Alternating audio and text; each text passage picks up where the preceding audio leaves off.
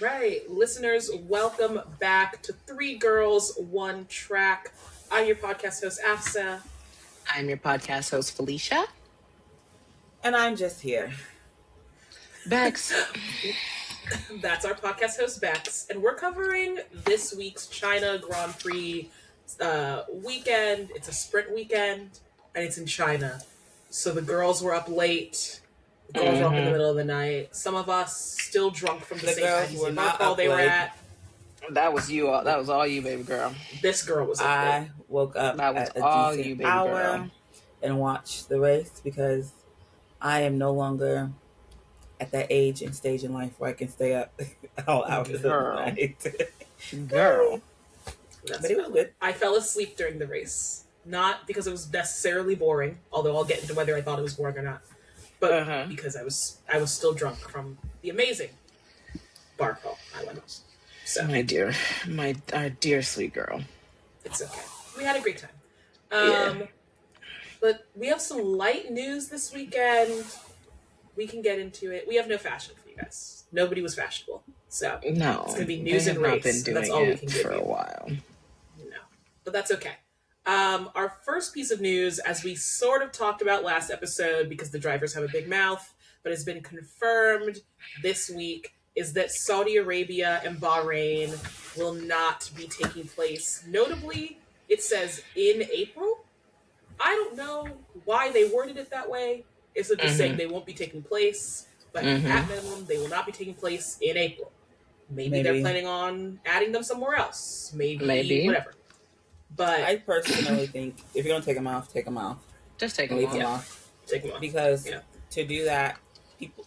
I mean, it's difficult. People have purchased... I understand why they did it. Don't get me wrong. I think they made the right decision.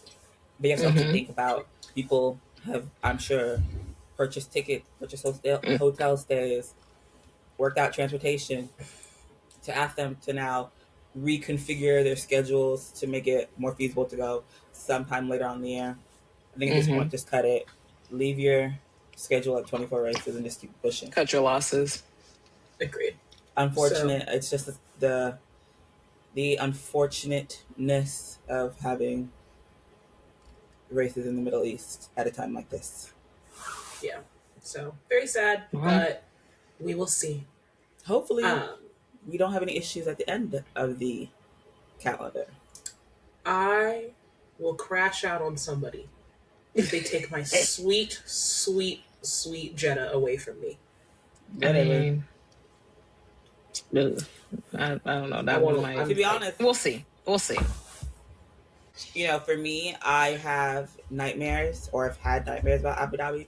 So if they want to bend that one, I kind of don't care. Not... Oh my That's God. You're so dramatic. I think she has not PTSD. Nightmares about... It's... I feel it's been long enough. I think you can... It hasn't 5 years. Been 5 years yet. It's been 4 years. Okay, you need half a decade to get over it? Okay, fine. The trauma. Okay. The despair. Okay. Dramatic match? Let's move on. Anyway, speaking of somebody who has gotten over things maybe and moved on maybe, Lewis Hamilton today hard launched his girlfriend, Kim Kardashian, as if going to the Super Bowl together and posting on your Instagram stories that you're at the same place at the same time isn't a hard launch. He doubled down on his hard launch because friends can go to the Super Bowl together. Friends can be in Arizona for Weren't no they reason kissing together. at the Super Bowl? I don't know about that. I didn't see that footage. Pretty sure. Okay. Maybe I imagined it. I don't know. What friends normally don't do as 7-time world championships is comment heart eye emojis on your thirst traps. So ladies and gents, it's over. Wait, I didn't see that. Wait, that's the hard launch? The heart emojis? Yep. Heart eye emojis. Awooga. The awooga, where the eyes are the hearts. That's the hard launch? Listen, this is some Lewis 2016 Snapchat emoji motion. And to me... Is it? This is how he used to get Kim down. K's page. Mm-hmm. I was looking on his page. I was like, I don't see anything. No. Mm. But this is how Lewis used to get down. Okay, Louis. We're adding things to the pile. Okay, Louis. Oh, all the all the little GIF reactions are Lewis in her comments. It's really funny. Cute. Cute. It's really, really funny. Oh my god, cute. I'm just kidding. You're funny. Sorry. The last piece of news is complaints from McLaren about being a customer to Mercedes engines, the Mercedes team. As we talked about last week, Toto Wolff and George Russell like to say that there is no difference between being a supplier team and a client team when it comes to an engine. They give them the They best can stop of lying. everything. We treat They our can stop clients lying. very well. That is questionable. They can stop lying. After the Australian Grand Prix, like during that all of that press, McLaren and Williams openly expressed their frustrations regarding the Mercedes engine. Primarily being, one, that being a customer team, one of the sucky things is that only the supplier team gets the absolute latest spec during preseason testing. So you're already on the back foot. You're not necessarily getting the engine that you are the absolute latest specs all the time when you need them. So question. Say they updated their specs between Australia and China, then McLaren would maybe not get the specs that they had in China until Japan? Is that kind of what you're saying? I'm not sure if they're at a delay during the season. Okay. I'm unsure about that part. What it is that like at testing specifically, basically if there's spec 2 of the engine and there's spec 1 of the engine, at Bahrain, they like all the customer teams had spec 1 and Mercedes had spec 2. So then you get to Australia and you now both have spec 2. And it's like, okay, but you never got to test it. Yes. So James Vowles was talking about how, like, in testing and in Australia, like, you're sending the car out and you're going, like, okay, well, I guess that's how our engine works, right? Like, you do not know how your engine works because you're not the one who makes your engine. Mercedes obviously was saying, oh, we fulfilled all our obligations, blah, blah, blah, blah, blah. We do all of our data sharing and such, so forth. It sounds like they had a clear the air meeting where they cleared the air. Toto asked them to shut up a little bit. Shut up a little bit. Wait, what do you say shut up a little bit? What is he shutting them up about?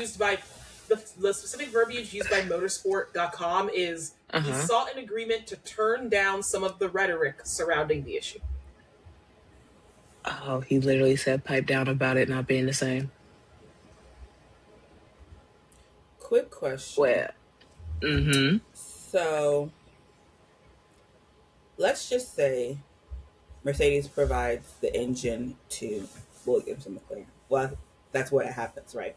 So can McLaren say like, oh, thanks for the engine, but now we actually need it to do this. Can they tweak their engines? My understanding is they could tweak their engine. I don't think they can go to Mercedes and go, hey, Mercedes, make these changes to the Mercedes engine. So they have to gain an understanding of it to the point where they can make the adjustments themselves to their own car to work well with the engine, is my understanding. And maybe they can make engine tweaks. Not sure.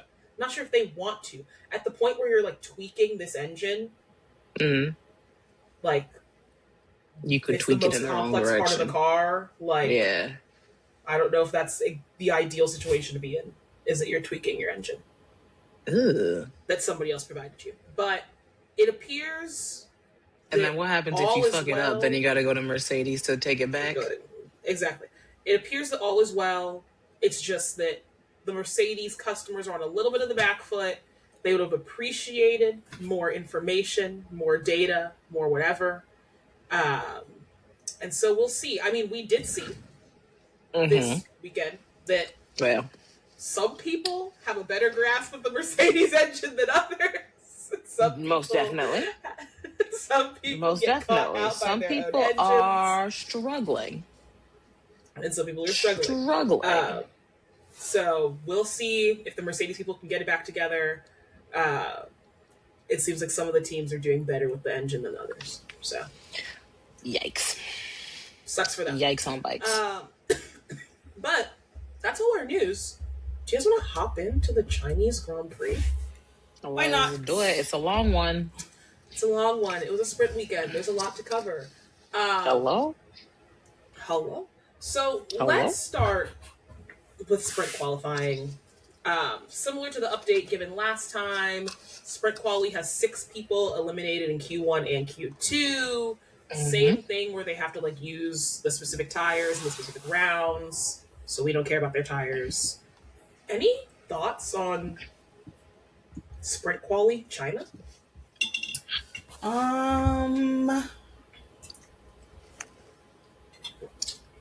To be honest, these Mercedes are getting on my nerves. Well, sorry. Go ahead, Bex. I was going to say, for me, what I'm seeing is people who are going out on SQ1. They're kind of the people I expect. Same for SQ2. The only person that's kind of surprising me is Lindblad. I'm actually surprised that the rookie's not that he's doing decent. He almost made it into SQ3. So, I think. Wait, with him being a rookie, why are you surprised that he's not doing top No, I'm surprised that he's not that. You have Alonso, who is a. Oh, okay. I'm reverse.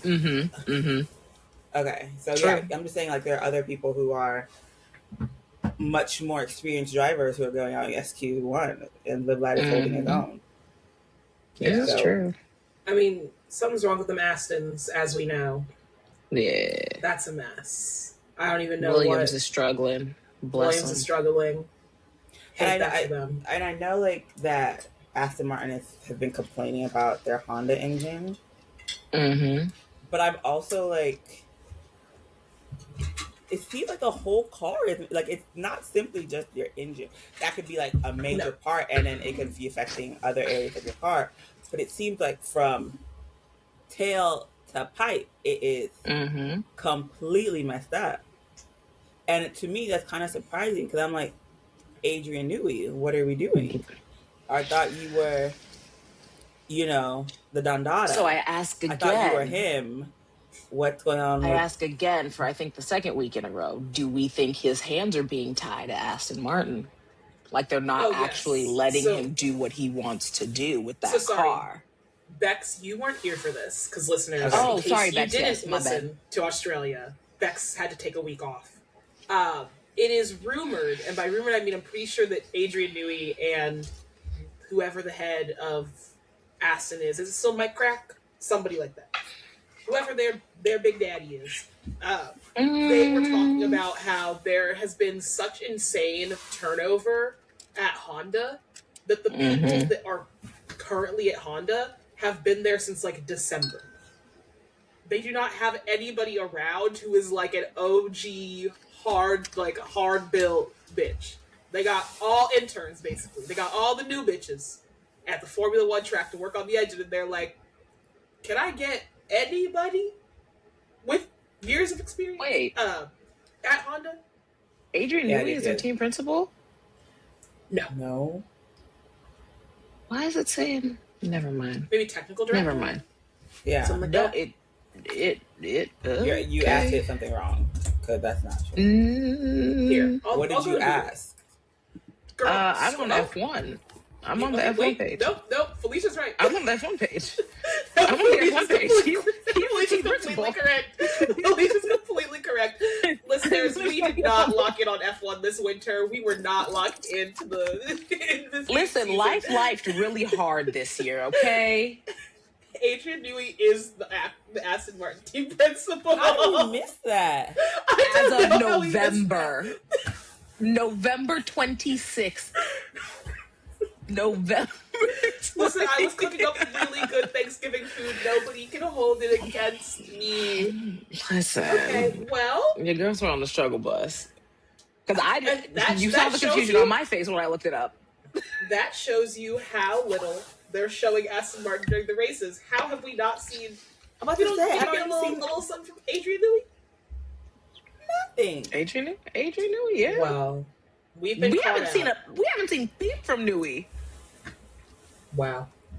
Well, that's crazy. Okay, this makes sense because when I had seen the whole thing about like the Honda issue, they were asking Adrian Newey the way they would ask a team principal, and I was like, I get that Adrian Newey's like a notable figure, but why didn't you go ask the team principal about this?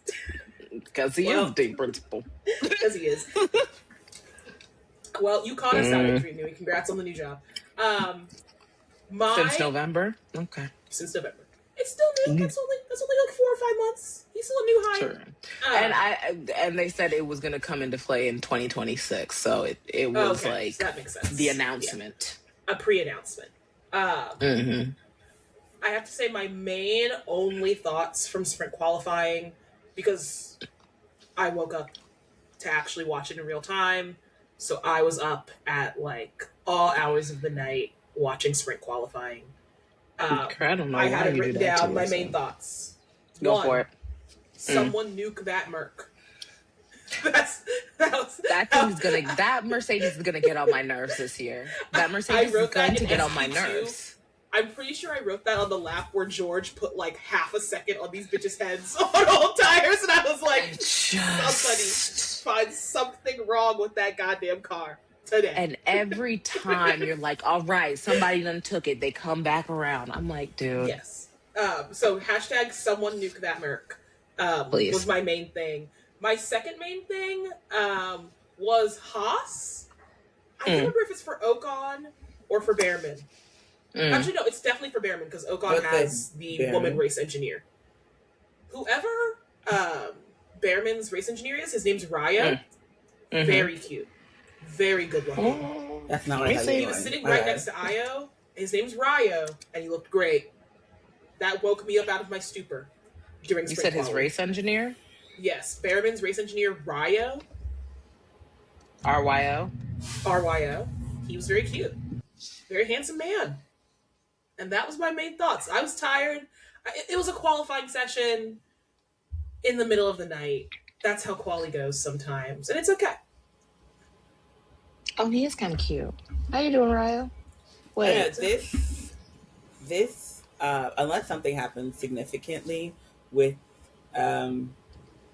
Mercedes, I think this is going to be kind of the default quali. Yes, I think qualifying is going to be very boring because I think that there is a blatant pace advantage. Which is what then makes races a little bit more fun because there's also a blatant like starting advantage. And so then we get to watch people scrap a little bit, although I have many, many thoughts on why these regulations are not actually good for racing. And that we are witnessing temporary holdover. But with that, we want to hit the sprint because I think the sprint was actually quite interesting. I enjoyed the sprint. I enjoyed the sprint. I watched it halfway live, I believe. Yeah. I think I watched it halfway live. Yeah. It was quite enjoyable. I liked seeing Charles and Lewis actually race. And it was like good racing. It wasn't what we were seeing with McLaren last year. Now, granted, we're only 2 races in. But it was not. I'm like, this is what you get when you have 2 drivers who can really race. There you go. Nice to see them go back and forth with each other. I love seeing them And go you're back saying and it's forth with only each 2 races in, but the fact that they're able to like battle it out like this, 2 races in such an interesting way. I think that's also something to be said, though. Yes. A sprint race where we get a pit stop will always earn my love. My main beef with sprints is that they don't have pit stops. I understand why they don't, but that's like my main beef with them. So there's no requirement for a pit stop in a sprint race? No.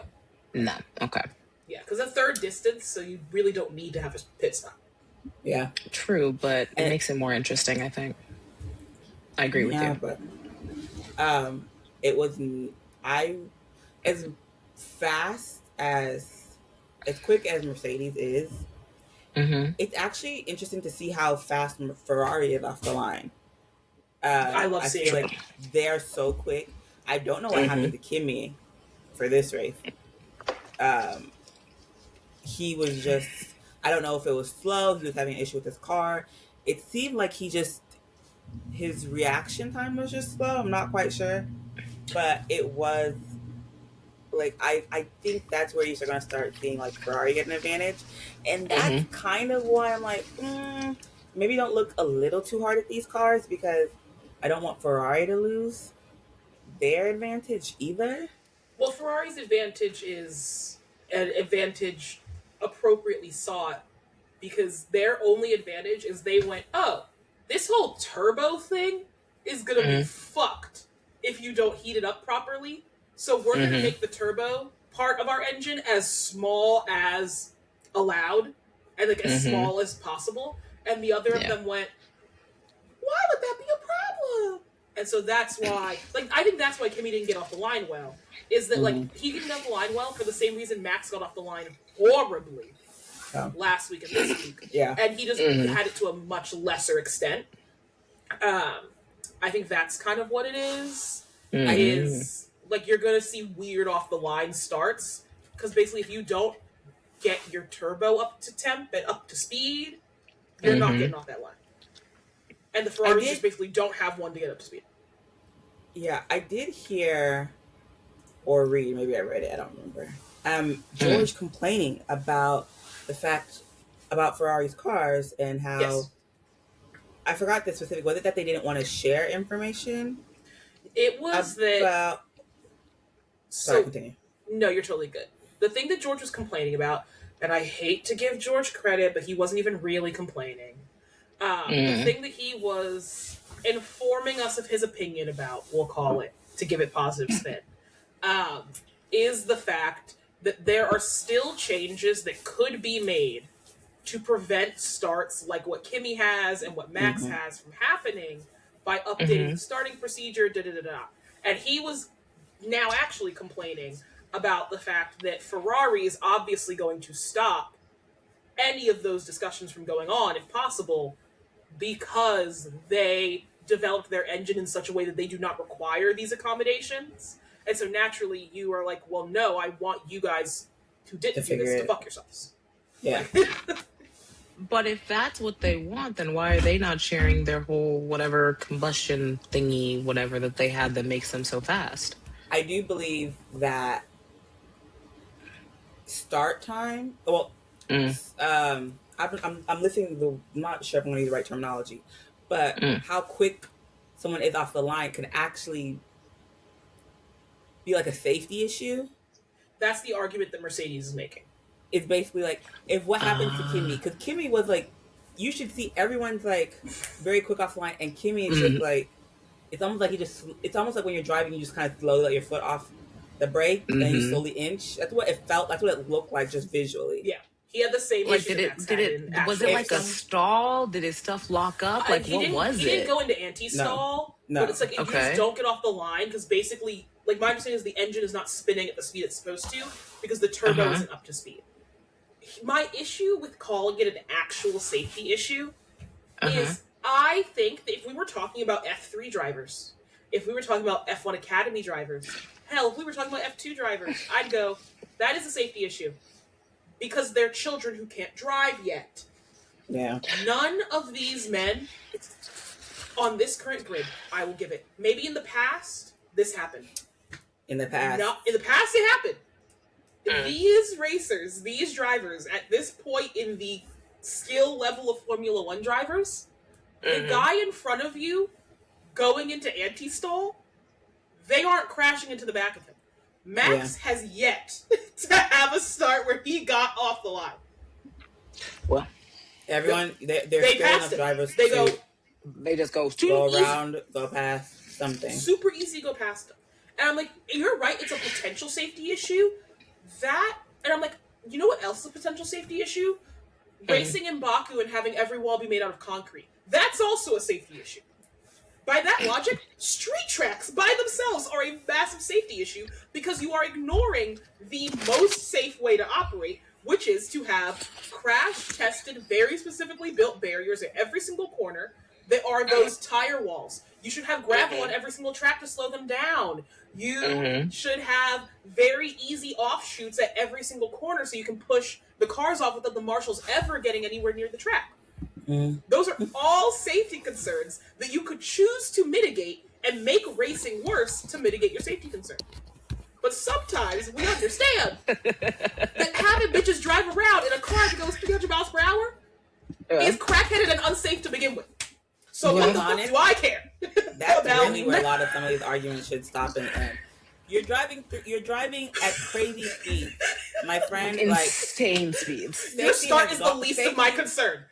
Safety has left us decades and decades ago. Yeah, literally. Your start is the least of my concern.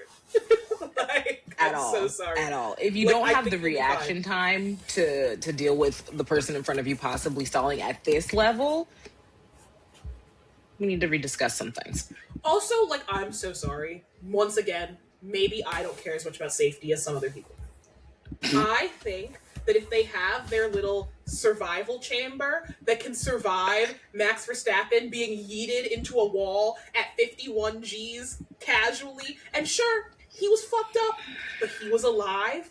I do not think the amount of speed that Valtteri Bottas gains on him from one grid slot to the next, if he were to just go full throttle down and slam into the back of him, I think he will be okay. It would be bad. I would hate to see it. I never want to see my man go outside like that. I think they'll be fine. I think it will all ultimately be okay, and it will definitely all be okay, because that's not gonna happen. Well, there's that too. It's just not gonna happen, so I'm not up at night trying to change race procedures because of it. Who cares? We'll see, though. I had another thought about the sprint. Well, actually, I had many thoughts about the sprint. Thought number one, what's that? I think watching McLaren be relegated back to their appropriate place, which is third or fourth worst top tier team, is where they thrive and where they truly should exist. McLaren is a third place team. They are in their soul a third place team. I think they are happier being a third place team. I think that they are better at being a third place team than they are at being a top tier team. I don't think they know how to be truly top tier because I think it gets to their, it fucks with them. It fucks with how they operate. And I'm like, you guys were meant to be in 5th and 6th place. Truly, I think Norris is really good at being 5th place. I think that he thrives there. Do you know what? I'm not gonna lie. I think he got his championship. I truly think Lando would be okay if he never got another one again, or if he never. I think he feels like he got his championship. He's certified. That's it. No, if I come in, if he doesn't get on the podium, he's like, well, I got my championship. Yeah, and that's fine. I'm happy for him to be there because if that's how he can operate, that means I have to hear him less. And Norris, then you're doing what I want you to do, which is I only want to hear you on Netflix in DTS. Because until I started hearing Norris during race weekends, I liked him a lot. I liked him when I heard him on DTS, and that's the main time I heard from him. He was great. I think Norris is extremely likable on DTS, and it is truly his on-track during the race weekend persona that ruins it. I think he's great in a casual interview. So leave that man in the DTS recording booth. Not a casual interview. I think he's great at it. I think that's his place. I truly think that they are better as a 3rd, 4th place team. Because I think they have a victim mentality And to have a victim mentality, you can't be first. Like, that's part of what made Christian Horner so annoying, is he had the biggest victim mentality in the fucking world. Wow, first. And then was putting 20 seconds on bitches' heads, being like, they want to hate us because we're successful. It's like, shut up. That's not... You're not a victim. You are in first place. It is really okay. I think that they have, as a team, they have a victim mentality, and therefore you are better off being third or fourth place, because then at least you're being a victim about something that's actually happening. And that makes you way more likable to me. Well, oh yeah, okay, sure. That's it. Moving on. Yeah, dude. My only other note for the sprint, and it will carry over into the race, which is thank God for the establishment of Ferrari. I don't know where F1 would be this season without Charles and Lewis carrying every single racing session that we have. Truly, I wish they had the fastest car off rip, because they are car lovers. They are car fuckers, and I think that they deserve it. And they deserve... Car fuckers? They are car fuckers. There are only a few what I will call car fuckers on the grid. Please elaborate Charles, on a Lewis, car fucker. Max, maybe some of the rookies. To be a car... So one, I think to be a Formula One driver, you should like racing. You should like cars. I think most of them love racing and love cars. Okay. You then have a very few select breed that I will say fall into like the same category of being a Formula One driver that like the Gordon Ramsay and Burrell fall into, where it's like you are great at cooking because you kind of want to fuck your food. Like you find your food and your process so invigorating that it makes you way better. Right? Charles and Lewis and Max love racing and love cars so much that they take on an almost sexual approach to their own cars and their own racing. In her head. That it makes them more entertaining. It makes them better, and it makes them car fuckers. The glint in Charles and Lewis's eyes when they were talking about like, and then we were racing each other and almost crashed into each other, and it was amazing. And I'm like, you guys almost took yourselves out of the fucking race. Okay? You should be not doing this. And instead, they were both in that interview salivating.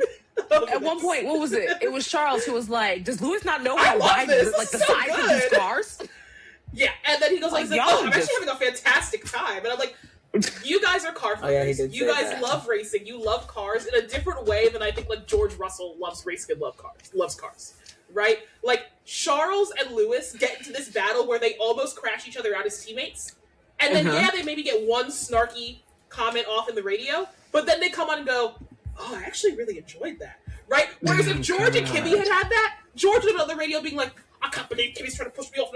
It's like you are affronted by the act of racing.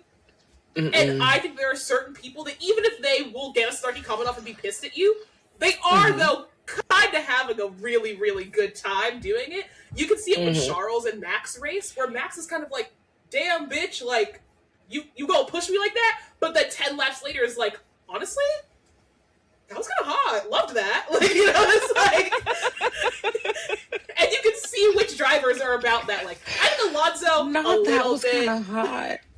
Alonso is, I don't know, I feel like he's also gotten older.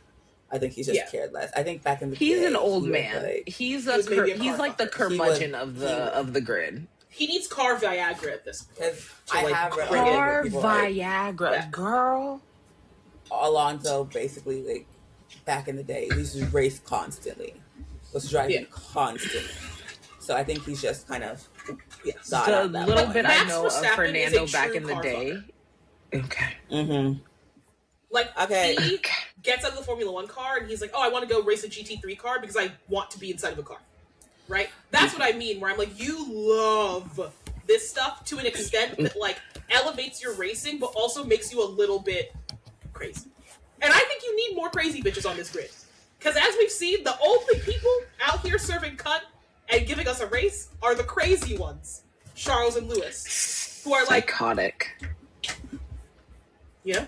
And I love that for them. This lady is crazy. Well, yeah, there's that. Her. I don't know her.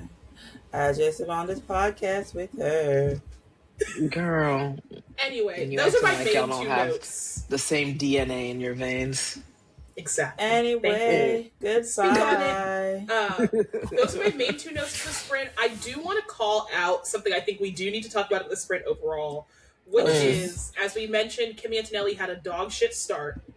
Poor baby. And so when he was trying to make up spots on the grid, he hit Isaac Hodger. Sure did. And kind of fucked Hodger's race. Sure did. And Kimi does this thing that I think is emblematic of his Mercedes upbringing and the fact that he's a child. I was going to say, which is that he goes up to people directly after fucking them over and is like, "I'm so sorry, please forgive me." And he's used to doing it to like Max, who goes like, "1, you're a child, but also 2, I was the child people were really mean to when I messed up. So I guess I won't be mean to you, even if I'm not pleased with getting crashed in a race." He has not considered that maybe his peers, people who are also his age, might feel differently about being crashed in a race. Yeah, a little bit different. You are age mates. You are both second-year drivers. You are in the same class. Where did Hodger finish? 15th. Yeah. So he hits Isaac, and then once they're all in the paddock with their little cars, he comes over to Isaac to try and apologize. Very much a la the way that he does whenever he crashes somebody out of a race, right? He's just a sweet little Italian boy. Right. He's a baby, so he comes over to a fresh out of the car race driver, which everybody knows is not the most agreeable person to be around. Don't do it. And Isaac basically goes like, "Get away from me. Like, shoot. I don't want to talk to you." Bitches on the internet are mad at Isaac for not accepting Kimi's apology and letting Kimi apologize to him. I'm like, I like Kimi a lot. In what world do you hit my motherfucking car? There you go. I lose 8 places. There it is. On this shit. And as I am putting away my steering wheel and getting my gloves off, you come over being like, "Sorry, I have a rocket ship and I managed to get up to P2. You got fucked. I'm sorry." Like, I'm also telling this motherfucker to get the fuck out of my face. Like, I'm so sorry. One, I'm exhausted. We just had a sprint race. 2, I'm angry. I should have gotten better in this race if I was not hit for no reason by you in a rocket ship that you knew you could overtake me. Why are you making crazy moves around me?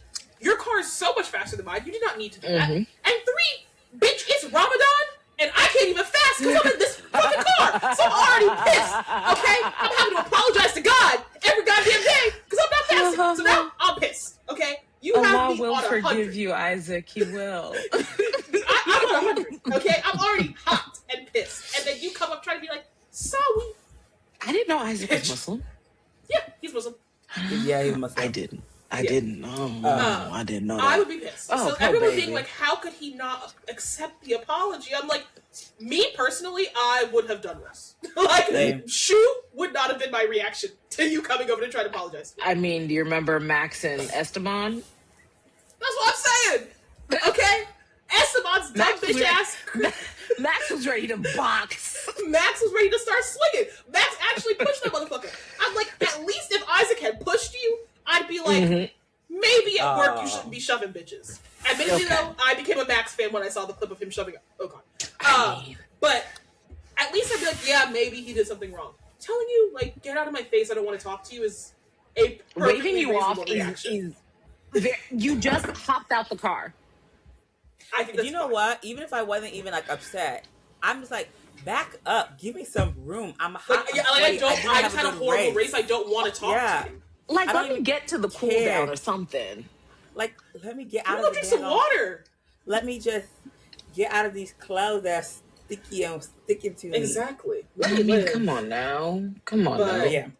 Go watch your teammate at his podium and then come talk to me. I support his rights and wrongs. It's Ramadan. Don't try him. Okay? Leave that man alone.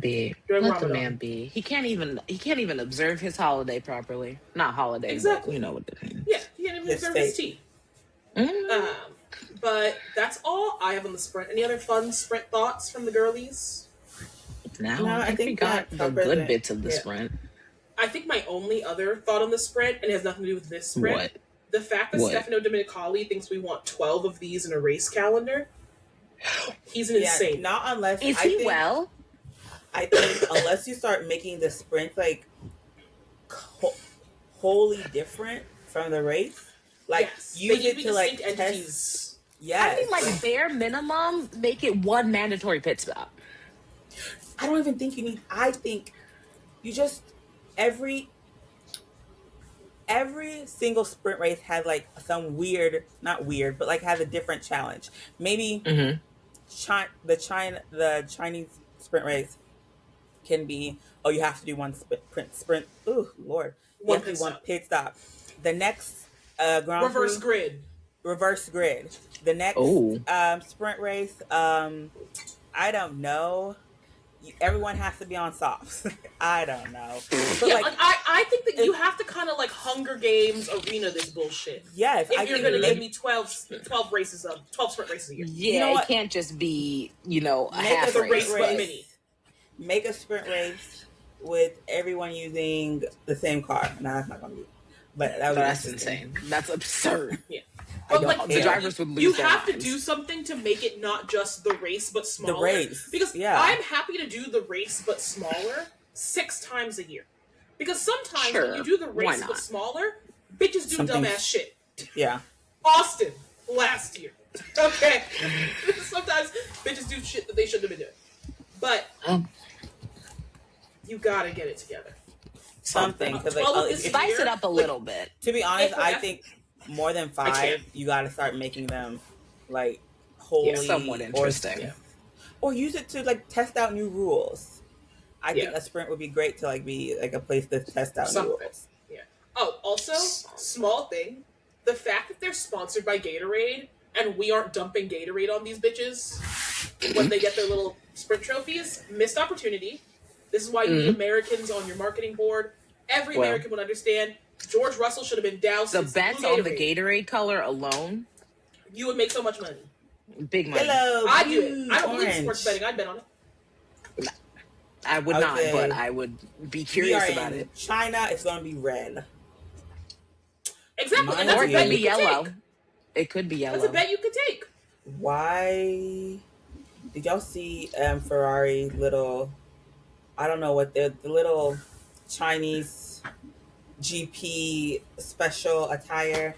I was like, y'all are in China where the color is red. Why didn't you just go full red? But they wanted to have this blue ombre red. Was it blue? What was it? Hi, Lenny. Hi, Lenny, you handsome boy. Harassing me. Listeners who can't see the podcast, I have my roommate's This is why you should watch it. This is why you should watch us on YouTube. Obviously, it's free to subscribe. You should subscribe every single time. But we have Lenny. Lenny may get a cousin shortly. Very soon. Podcast exclusive. Silence. Podcast exclusive. We'll anyway, see what happens. Sorry. Bex is like, I'm never visiting you again. But Woo! I think we can move on to quali and the real race. And I think we can keep quali brief. Yeah. Nothing happened. I don't think nothing. I'm like, quali was not very interesting. Like, what besides Kimmy, but I was like, almost the exact the actual thing that happened during quali. I felt like Q1 and Q2 almost the exact same position that they got in SQ1 and SQ2. Wasn't it? Yes. It was very It was like functionally the same. I mean, besides Pierre Gasly did a really good job. That's a notable thing that happened in qualifying. Pierre Gasly we forgot to really mention fast. Pierre didn't even make it out of the I don't need him to do anything but be employed by F1. I love having him around. Oh my god. I love having Daddy Checo around. I want him around all the time. Not Daddy Checo. I was like, he's a father. Oh, he is a father. He's a father of many children, and he impregnated his wife right after cheating on her and Monica. He is a father of many children. I love him down. Does he have like 4 kids? We have like 4 kids? I think that is incorrect. I was always Sergio. I was always under the impression that what's his name, Magnussen, was one of the most kids. Hold on, let's find out. You know what? 3 kids. He's not on the grid anymore. He has 3 kids. That's still a lot of children. That's still more than 2. I thought Magnussen had 2 kids. He has 4. Sorry. The point being, Checo's a father. They're all with his wife. No, they're all with his wife. I'm not denying that. Good. I'm saying he impregnated his wife right after cheating on her in Monaco. It was like really crazy because the pictures came out that he cheated on her in Monaco. Oh no! And then like 3 weeks later, he was like pregnant. Yeah, he does that for kids. My bad. You were right. Pregnant? Sergio Jr., Carlotta, Emilio, and then a 4th child, a daughter, born in 2023. That's what I. They ain't got a name for that baby. No, that baby's name is publicly. Not publicly known. Not public. Yeah, that's the. You're gonna tell us all the other ones. Might as well tell us that one. Post Monaco baby. That's the post Monaco baby. Anyway, as I said, I have a maybe controversial opinion about Kimi getting pole. Oh God, here we go. What? Which is, I don't know if I care. And the only reason I'm saying I don't care is because I think that the youngest pole sitter statistic is hotter and sexier when it's one of 2 things. One, even in the fastest car, a ridiculously young pole sitter, right? Let's say that 16-year-old Max Verstappen had the fastest car. That's a crazy age to get an F1 pole at, right? So it's like, okay, that matters to me. Or the prior to Kimi youngest pole sitter, which was Sebastian Vettel. And they didn't bring it up in the broadcast, but the reason it mattered that Sebastian Vettel, youngest pole sitter ever, got his pole was that he did it in a Toro Rosso. Ah. Imagine Lindblad got a pole yesterday. Girl, you're trifling. That's you're like, trifling. you see what I mean? Where it's like, that is like way more notable than Kimi Antonelli getting a pole. That's like true underdog. That's like true underdog like, what the there. fuck just happened, right? So that's why for me, I was like, I'm happy for you, Kimi. Everybody knows I love Kimi. Baby goat, love him. Yes. However, it is just of less relevance to me than Sebastian Vettel's pole. Because Sebastian Vettel's pole was truly that bitch put a Toro Rosso on pole? That's crazy. On pole? I would agree with you if he didn't win the race. If he just got the pole, I would have been like, okay, congrats, but you didn't actually turn it into anything. The fact that he won the race... I would accept your disagreement if he had gotten his pole last year. Why? I think it is difficult to get a pole in a car that can drop half a second on bitches' heads. You should have gotten pole. George didn't have a working car at the beginning of Q3. I would fucking hope you had a pole. If you didn't have pole, what the hell are we talking about? Also, again, George's car shitted itself at the beginning of Q3. So that's where the thing is like, I love Kimi. I'm very proud of his pole. He did an absolutely great pole lap. Love it for him. Slay the house boots down. But you were supposed to get pole. You should have. So if George if his car hadn't crapped out, you think he would have gotten it over Kimi? Yeah. Absolutely. Sometimes luck is just on your side. He was really close to Kimi on a single lap with no ability to look at data from an initial lap to improve on different corners. And he was really close. I fully think that George would have gotten a pole on Kimi's head easy. And I don't even like George like that. But he would have gotten pole on Kimi's head every single day of the week. I will say George is showing out for the first 2 races. We'll talk about that. But yes, I'm proud of Kimi. I think he did great. I will always be hashtag team Kimi Antonelli. Like I said, as long as he didn't take away Max's youngest race winner statistic, that's when the hate watch ended. So, he wasn't youngest race winner, was he? He was not youngest race winner. He's 19. Max was 18, I believe. I hope someone comes and snatches it off of Max's head soon. Okay. They have put specific rules in place to prevent that from happening. Yeah, well, someone can always. Listen, they will find an exemption. They will if they need to. They'll put a 16-year-old in an F1 car if they could. They won't put a Max Verstappen 16-year-old in an F1 car. That's all. Yeah, listen, we don't know who's it. We don't know who's go-karting right now. Listen, we don't know who's go-karting right now. Go-kart babies. Here's the thing: there are only 2 demographics of people I will accept taking away Max Verstappen's youngest race winner. Do it. I'm going to see a blackie, Yeah. To see a woman. I know she didn't say a blackie. That's it. Yes, she did. Have you lost your mind? She did just say a blackie. Those are the only a negress people. A negress blowing up the I'm actually quitting today. That's the only one. You're not quitting, bitch. Between a car fucker, you ain't going nowhere. Fucker, a negress, I'm over this. I'm leaving. You people are all losing. You ain't going nowhere. Sit down. Thank you. You ain't going nowhere. Anyway, you're literally stuck with us forever. Just because you're family. Exactly. You're literally stuck with us forever. Yeah. We have the same DNA, sister. Say that again. I'm sorry. Go ahead. Sorry. Any other quality thoughts for the baddies? My quality thoughts are I was very sad to see Lewis did not get pole. It was looking cute for a minute. George came in kind of ruined. Well, I wanted him at least to be on the front row. True. So yeah. I did see that little comment that Toto made where he was like, which one? He was basically saying like it's the Mercedes family that made it, that like was able to fit 1, 2, and 3. Wait, did he say? Hold on.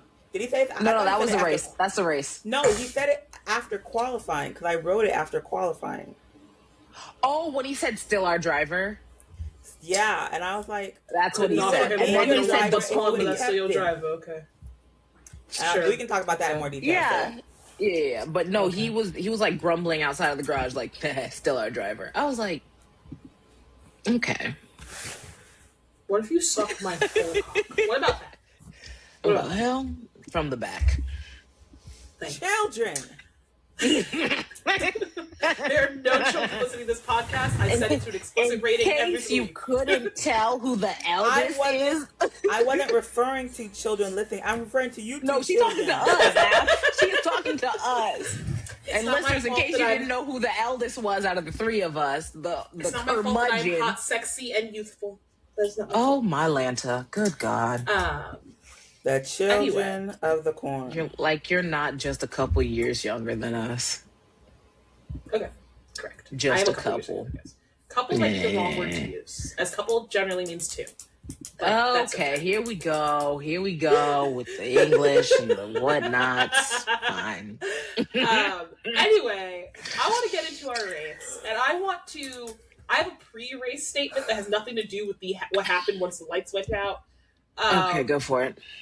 My pre-race statement being, as I'm sure some of our listeners are aware, when I talked about things I thought could improve racing last year, I said, bring back reliability issues. I want bitches with hella reliability issues.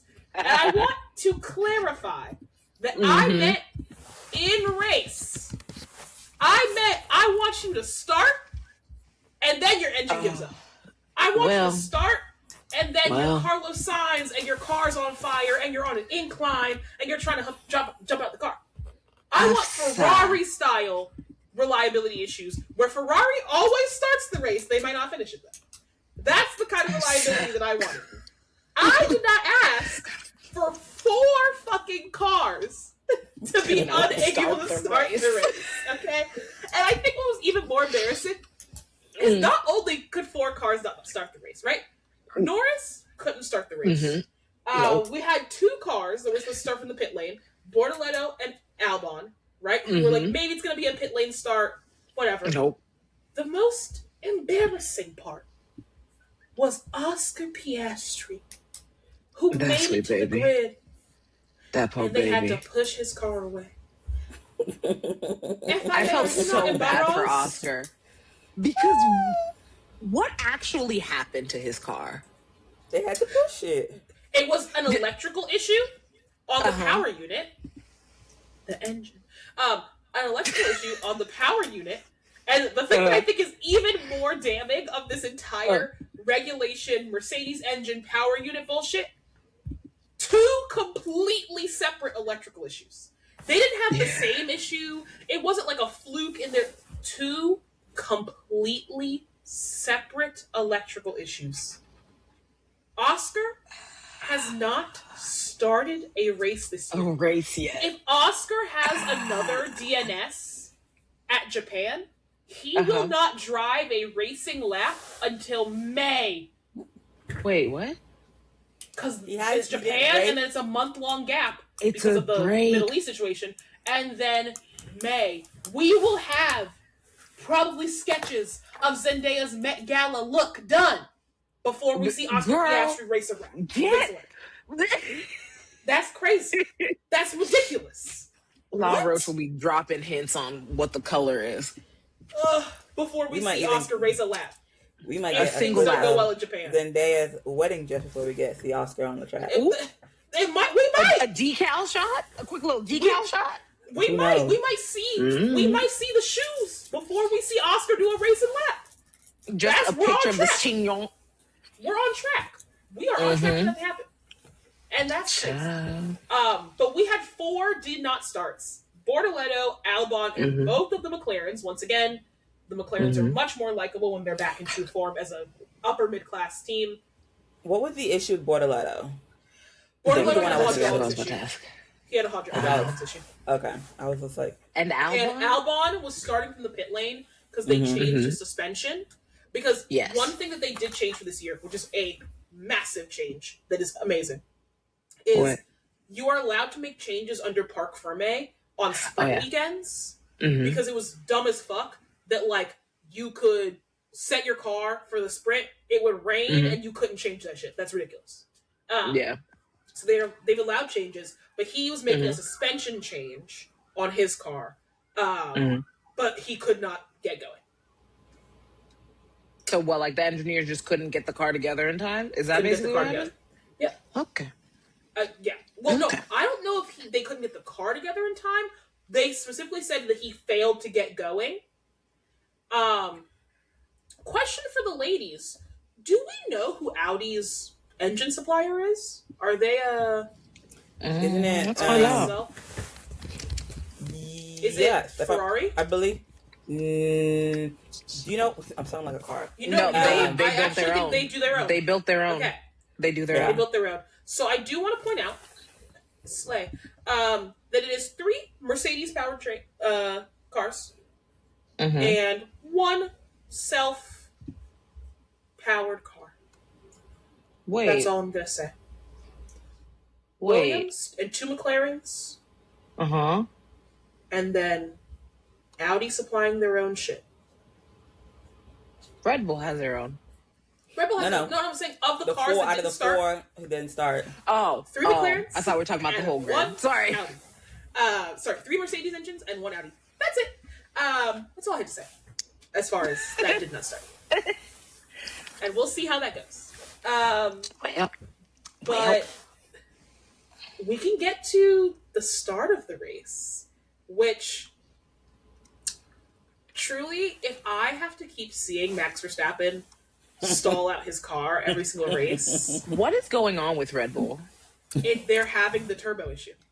Do you know what? The turbo issue. I get it. You know what? But like, you can't even get it off the. Go ahead. Go ahead, Bex. Speak on it. Put your hand down and talk. I am wholly girl and entirely upset. The one time I need that motherfucker to do something, he chooses not to. Useless sack. It's not his choice. Yes, it is. Honda. No, it's not. Useless man. I hate not Honda. Red Bull. Red Bull Do you know what? Don't make me defend Max Verstappen, okay? It's not his fault. The disdain I was having for him was dwindling little by little. Now, back at full velocity. He literally didn't do anything. I don't care. He's useless. He's literally incapable of useless adjusting the issue that is in place right now. Disappointment. It is outside of his hands. And the thing about it, I was rooting for him. We were all rooting for you. No, we can't do that. We can't do that in the light of the documentary. No. Yes, Let's not. Girl, I don't care about them. Who gonna check me, boo? Exactly. But I'm just so upset with him. I'm like, it's joggers. Spring, summer.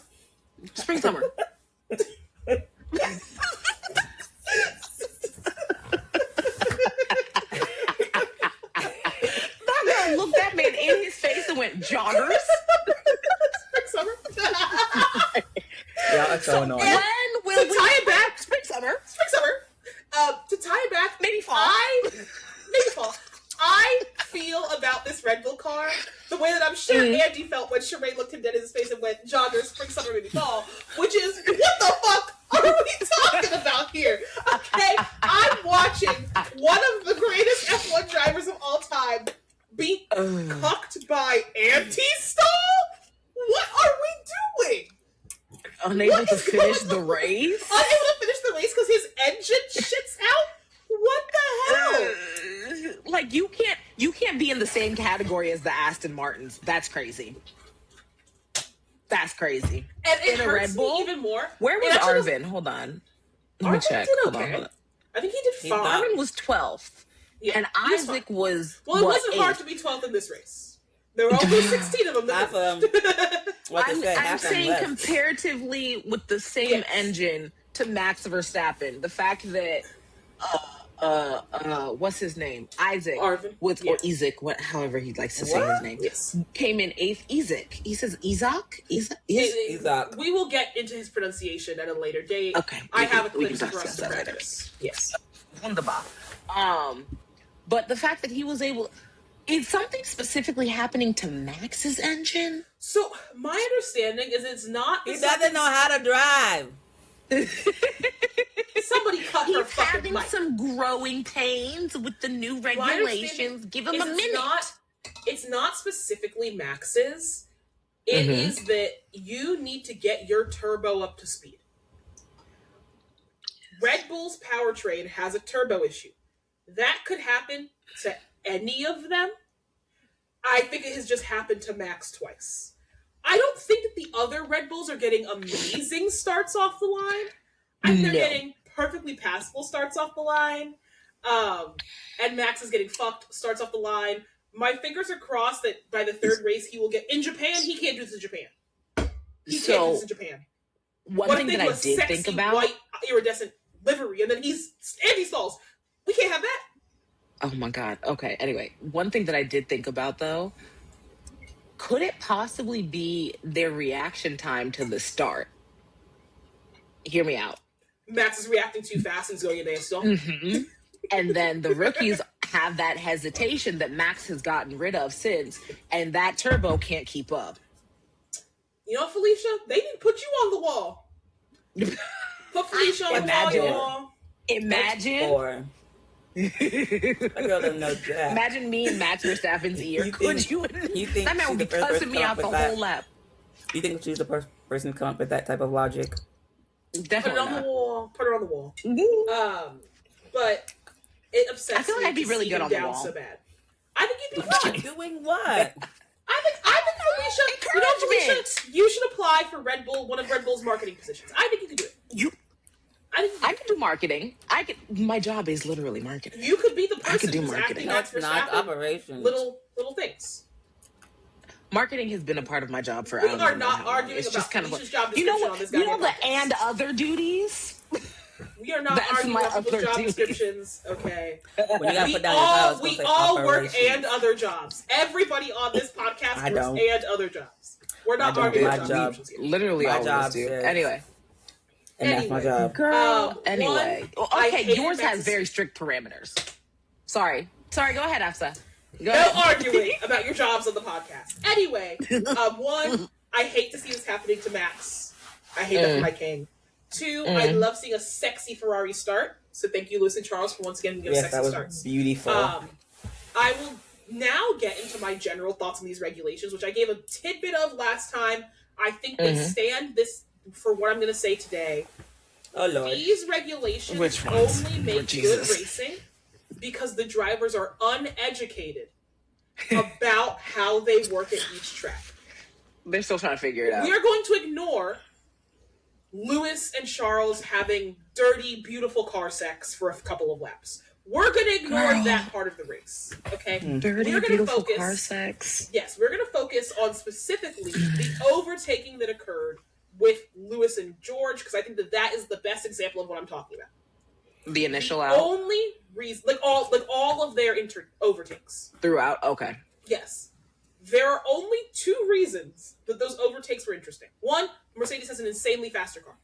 So naturally, when George is behind, he's going to be able to overtake Lewis. Easy over Lewis. Great. The thing number 2 is a lack of comprehension and understanding how this whole single detection point thing works. Oh, yeah, it is once again, we are running into the Jeddah thing that I brought up last podcast, which is DRS at Jeddah wasn't interesting because DRS is interesting.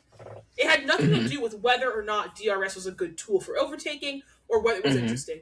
And that first year they were at Jeddah, where Max and Charles were going boom, boom, boom at each other, back and forth, had nothing to do with whether DRS at Jeddah was good, and everything to do with them learning how DRS at Jeddah worked. Same thing for this year, for this reg, specifically for this race.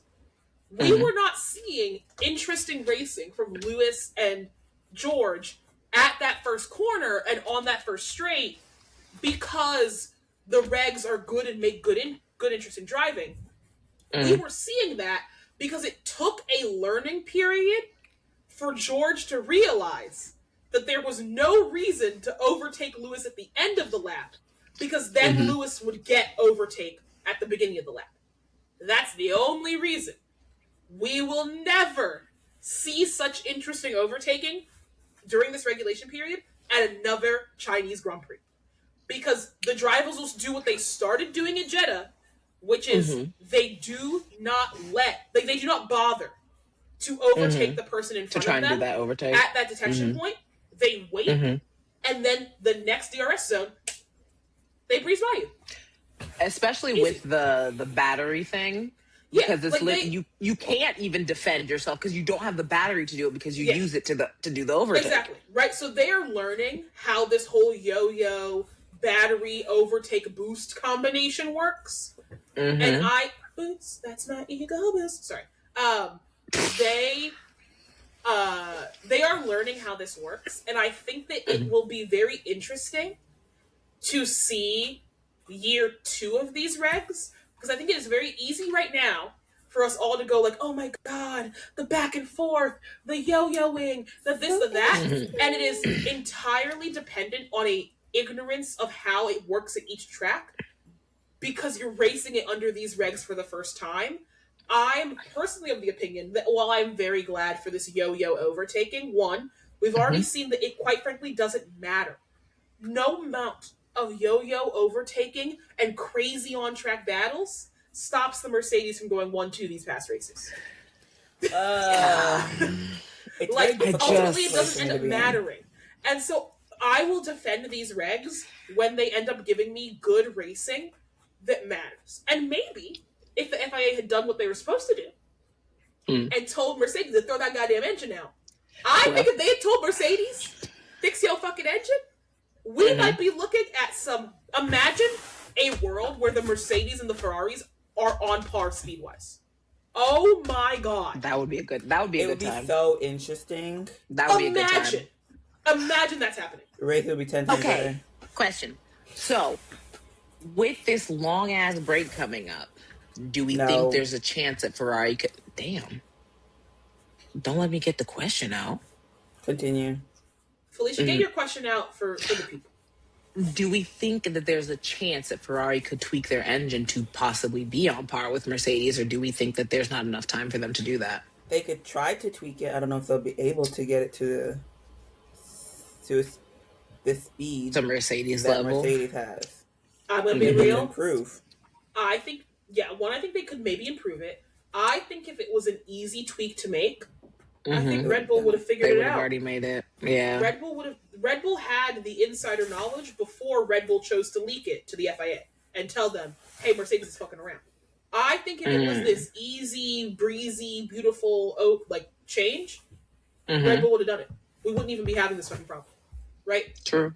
I think the fact that Red Bull couldn't get it to work like Mercedes did, and therefore leaked it, tells me that it is, yes, it's a compression ratio and getting the most out of your engine. I don't think it's as simple as a tweak to the design of your cylinders and your chamber that gives you this improved compression ratio. It's like a deep engineering change, like within the... Okay. I'm just saying, one could hope. Yeah. I mean, ideally, that's what I ideally would like to see, because just seeing those four cars going back and forth in the race, even though Mercedes had like a clear advantage, it was still interesting. So have those four cars equal. Because the thing is, Mercedes has the car advantage, but I feel like Ferrari has the driver advantage. They are better drivers, I think, personally. Easy. That's you don't need to think about that. Like that's yeah.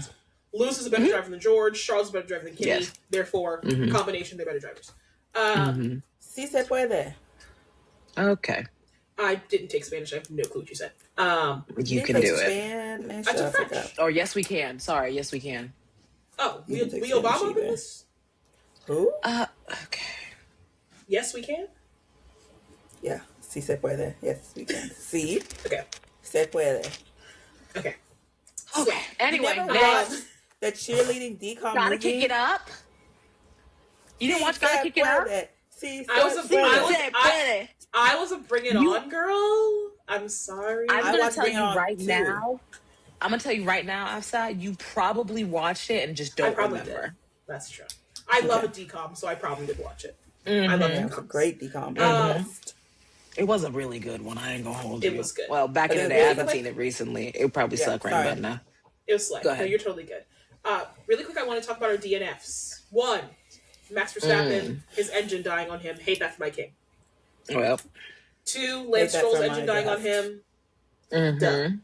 Who cares? Obviously. Don't nobody give a fuck about Hodger and Behrman did not DNF, but they got into a crash. Hodger did not catch a break this weekend. I know. Hodger was having a rough time. I know. My king got caught on camera saying he doesn't fast during a race weekend, and all of a sudden the race weekend goes sideways. Like, well, I don't like that for him. I don't like that for him at all. And he didn't know the thing is, they crashed and then Ollie still hit up, was right behind the Ferraris. Ollie did a good job. Ocon and Colapinto got into a little boop.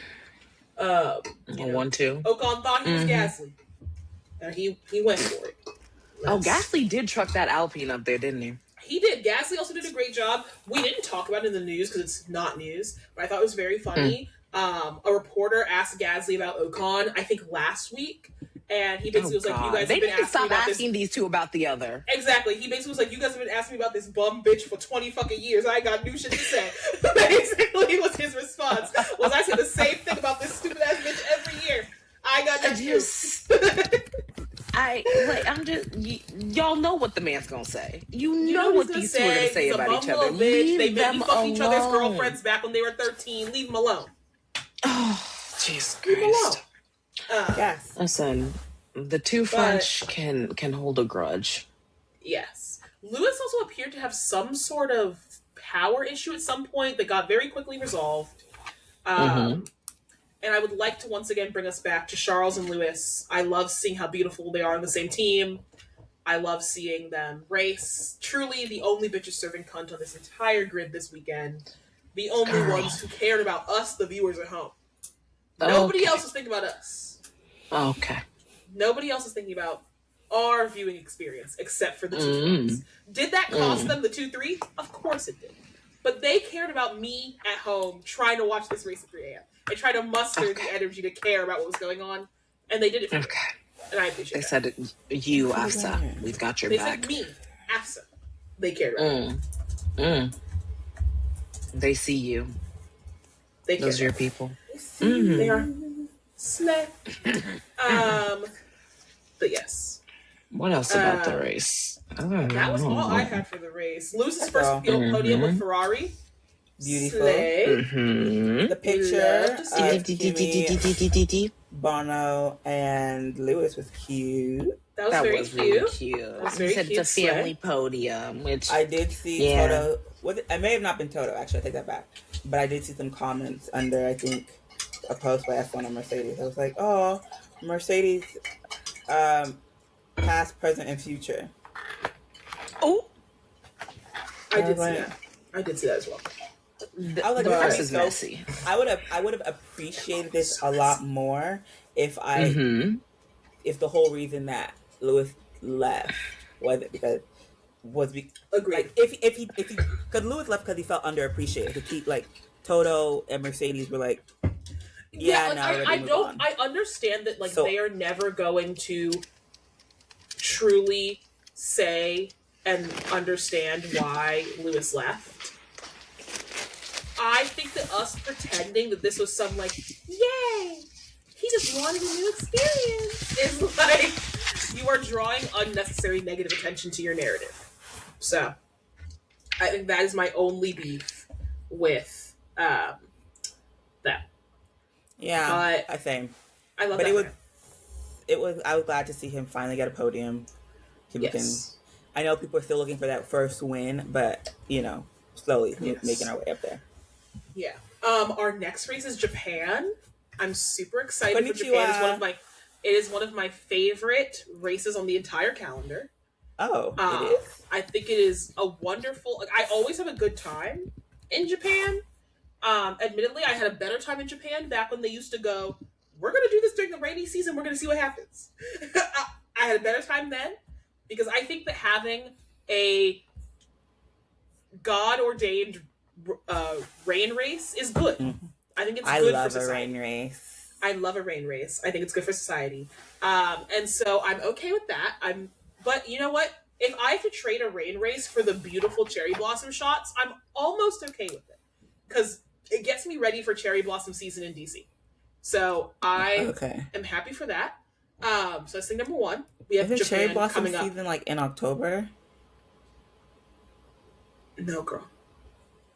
Cherry blossom season everywhere in this hemisphere is in late March, early April. Oh. So come visit. It's very fun. It's very fun. I love it. Okay. There's a lot of cherry blossom pop-up bars, which is the best part, in my opinion, about cherry blossom season in DC, is you can go see the real cherry blossoms, or you can sit in a bar under fake cherry blossoms, and it's very good. Okay. So that's thing number one. Thing number two, again, after Japan, we're going to have a month-long break. We did not plan out a month of bonus podcasts for you listeners, so we'll get back to you on those bonus podcasts. But any other China GP thoughts? Anything else that rattled your brain this race weekend? No, overall, this was a strong 7. Wasn't overly entertaining, but it wasn't super boring, I think also we're just 2 races. I think I'd give it a 6. Okay. I think we're 2 races in, so I still, That's true. It gets an early race bonus. I think if we had this race 2/3 of the way through, we'd be pissed. Yeah, I'd be like, what the heck? Yeah. So I'll accept that. Loved it. I do want to call our attention to the F1 draft. Listeners, you may not have realized, but Felicia's laptop died, so she's not here. Viewers, you did realize, because we're down to 2. But I'm going to take us through our F1 draft. We have a sprint and a race. We've got extra points going on. Listeners, it's looking rough for your girl, AFSA. I only have 54 points right now. Bex, because she got both the Mercedes on her team, has 118 points. And Felicia has 66 points. Not a great weekend for the Felicia. An okay weekend for me, and as per usual, Bex is benefiting from Mercedes privilege. I cannot wait until after spring break when the FIA strikes yo ass down. Whatever. And that's what I have to say. I can't wait for that to happen. I'm super excited. I will say one. I do know. Lewis is bringing that 8th, so I actually won't even lose. At the rate that we're on, the 8th is coming home, so Felicia will lose, and that's okay. Fight me. I will say, fight me. Listeners, in case you weren't aware, we do have a penalty for who loses. Somebody will be trying the entire available spectrum of Cutwaters when we get together. Now, I live in DC. Listeners, that's not crazy to say. DC is a Cutwater city. Our bars serve Cutwaters. No. So we are a Cutwater city. And I was like, you know what? It wouldn't be fair if I tried to buy all of the Cutwater flavors in DC. I think it should be a neutral location known as my mother's home location. I thought that would be very neutral, very cool, very chill. Neutral? I feel like they would still be over there. I feel like it would still be okay. So, but your mama's liquor store is very well stocked. It is very well stocked. So I had her go do some investigative research. No, when you did not. Wine, I said, "Ma, go to where you see Cutwaters. Take a picture of every flavor of Cutwater that they have in the liquor store." How many were there? My sweet mother, because she is wonderful. Not you sent my dear cousin on a mission. She just wanted to go get her wine and go home. She wanted to get her wine and go home in peace. We have, and I'm going to hold my fingers up for the viewers so they can see. Lemon drop martini. Espresso I don't martini, like that one. No. Vodka mule. Oh no, I could do that. Chocolate espresso martini. Nope. Tequila Paloma. I like Tiki that. Rum Mai Tai. Vodka transfusion. White Russian. Nope. We don't need to hear your reaction after every flavor. Calm down. So there are 10 Cutwater flavors available at my mother's liquor store right now, right today. Y'all don't want me buying them because my liquor store probably has 15. My liquor store might have every single available flavor of Cutwater. So listeners, just so you know, as of right now, the loser is on track to be trying 10 different Cutwater flavors. Nope. Now, admittedly, right now that loser is me. I can down 10 Cutwaters, everybody's fine. What I think you want to root for, listeners, is you'll want to root for Felicia or Bex to be down to 10 Cutwater flavors. Nope. Because you'll get much better content. Nope. You'll get better content out of it. So I'm hearing there's 29 Cutwater flavors? There's 10 Cutwater flavors. No, I've heard on their web, there are 29. 29. That's why I'm saying I think the fair thing to do is we get whatever Cutwaters are available at a major, but not dedicatedly Cutwater regioned Cutwater. Because my store next to me has like 20 Cutwater flavors. I haven't even seen half of these flavors. A watermelon ranch water? I have seen the watermelon ranch. That could be good. Ranch water's not good in my opinion, but that's my opinion. I don't know. But whiskey, lemonade. Ranch water's okay, but it's just not good. They have a whole bunch of vodka sodas. There's a lot of vodka sodas. Like I said, this is Cutwater City. Ooh, and the they got a rum punch. I have never seen a rum punch. I want to try that. Go you try listeners, you will get to tune in and see a live stream of us trying the Cutwater flavors. You know what? I hope you lose. I do. I hope it's you. I'm happy to lose this. This doesn't matter to me. Okay. This is something I might try. This is something I would have done of my own volition. This is barely a punishment. You forget my very famous Buzzball taste test on my Instagram, in which I tried 17 different Buzzball flavors. I don't know what is wrong with you. I got to have a ranking, and I check that ranking every time I go to the store and buy a Buzzball to go, what do I feel in the moment? Because that guides my buying decisions. Anyway, listeners, tune in for that. Be invested in our draft. Rate, review, subscribe because you'll be invested in it. Wait, what are my points again? I'm so sorry. Felicia, you're like 60 something. You're in second place right now. Praise God. Now that won't matter when Lewis brings home his 8th. You know what? Hush. Then I'll be exempt from the punishment. Not you actually got me rooting on the downfall of my man. No, I know. It's sad. I'm still rooting for Lewis, and I have like literally all Mercedes. I would want that simply because I'm not drinking that much Cutwater. You are, and that's okay. You'll be safe and tucked at home. We'll give you some good food. We'll give you water in between every flavor. That poor cat and that poor dog will be snuggled to death. They will be really happy. But before we go, we have an obligatory pop culture corner. And before the podcast, I was thinking we should talk Secret Lives of Mormon Wives. Except I think that if we try to talk about the Secret Lives of Mormon Wives, we will be here for the next 2 hours.